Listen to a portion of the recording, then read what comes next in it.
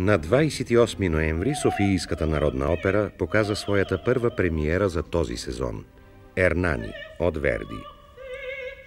Дело на режисьора Михаил Хаджимишев, диригента, народният артист Атанас Маргаритов и художника Ани Хаджимишева, постановката на тази трудна и рядко изпълнявана опера се отличи, наред с многото други достоинства, и с един изключително силен певчески състав.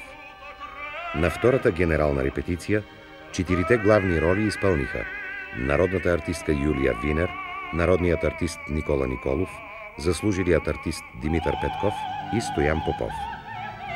Слушате ги в откъси из първо действие на операта.